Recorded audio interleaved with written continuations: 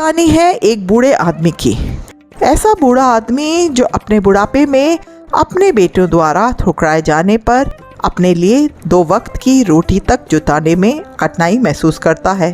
फिर भी वह हिम्मत करके होलसेल की दुकान से अपने पास पड़े चंद रुपयों की पेन खरीदता है और बस स्टॉप पर जाकर एक जगह बैठकर उन्हें बेचने की कोशिश करता है। बुढ़ा दिन भर पेन बेचते बेचते थक जाता है, लेकिन उसकी ज़्यादा पेन नहीं बिकती। फिर वह उसी जगह सो जाता है जिस जगह वह बैठकर पेन बेच रहा था। बुढ़ा जहाँ सोया था वहीं पर अपना पेन का कटोरा भी रखा होता है। बूढ़े को ऐसी अवस्था में सोते हुए देख आते जाते लोग को उस पर दया आती है और वह उसके कटोरों में पैसा डालना शुरू कर देते हैं। जब बूढ़ा जागता है तो देखता है कि उसकी पेन एक भी नहीं कम हुई और उसके कटोरे में काफ़ी सारे पैसा जमा है। वह समझ जाता है कि लोगों ने उसे भीख देना शुरू कर दिया है। अब बूढ़ा हर दिन उसी जगह पर आता है, थोड़ी देर बैठता है और वहाँ लेट जाता है। इस तरह से उसे हर दिन ढेर सारे पैसे भीख के तौर पर मिलने लगते हैं। कई दिन बीतने के बाद जब बूढ़ा उसी जगह पर अपने कटोरे में पेन रखकर बिना कुछ बोले बैठा होता है, तब एक नौजवान बिजनेसमैन उसे देखकर उसके कटोरे में 50 रुपये डालता है और अपने बस में बैठ जाता है।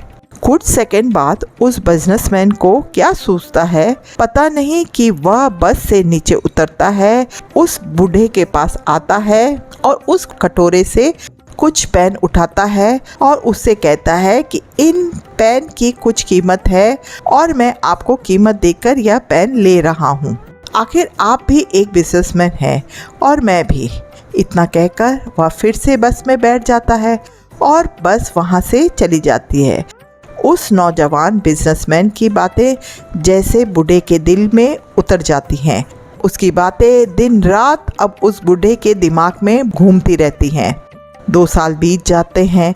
एक दिन वह नौजवान बिजनेसमैन एक जगह पर उस बूढ़े को दिखता है। बूढ़ा उस आदमी के पास पहुंच जाता है और उससे कहता है, आपने मुझे पहचाना? शायद आप भूल गए होंगे, लेकिन मुझे आप अच्छे से याद हो। बिजनेसमैन कहता है, आपके याद दिलाने पर थोड़ा थोड़ा याद आ रहा है।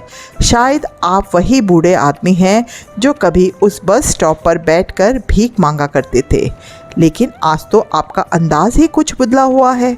आप सूट बूट में टाई पहनकर यहाँ क्या कर रहे हैं? बूढ़ा आदमी उस नौजवान बिजनेसमैन को धन्यवाद देते हुए कहता है कि आप नहीं जानते, आपने उस एक मुलाकात में मुझ पर कितना उपकार किया।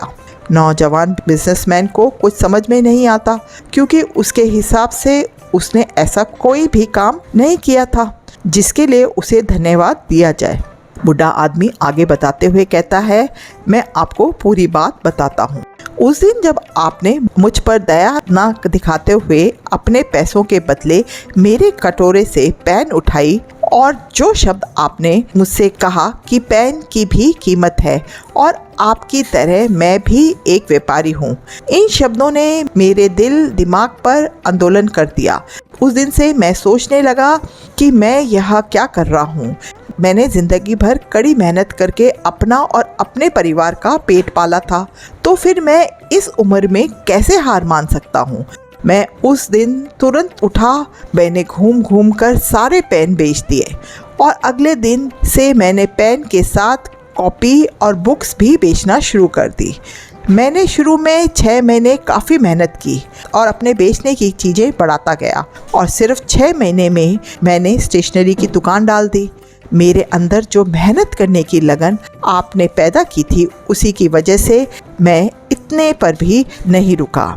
मैं स्टेशनरी में काफ़ी मेहनत करता था और मैंने कई सारी स्टेशनरियाँ खोल ली और आज मैं शहर का सबसे बड़ा स्टेशनरी का थोक व्यापारी हूँ। उस नौजवान बिजनेसमैन को उस बूढ़े आदमी की सफलता देखकर बहुत खुशी हुई। उसने बूढ़े आदमी को गले से लगा लिया और उसे बधाई दी।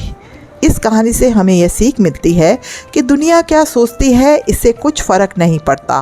फ़र्क पड़ता है आप अपने बारे में क्या सोचते हैं। अगर आप अपने आप को कमज़ोर मानते हो, आप सोचते हो कि आप कमज़ोर हो, तो आप कमज़ोर हो जाते हो। अगर आप अपने आप को ताकतवर और सक्षम मानते हो, तो आपको सक्षम होने से, सफल होने से दुनिया की कोई भी ताकत रोक नहीं पाती। यदि आपको कहानी पसंद आई हो तो कहानी को लाइक एंड शेयर करें। चैनल पे नए हैं तो चैनल को सब्सक्राइब जरूर करें। चलिए मिलते हैं आपसे किसी और वीडियो में, तब तक ले राम राम, शब बखैर, अपना ध्यान रखिएगा।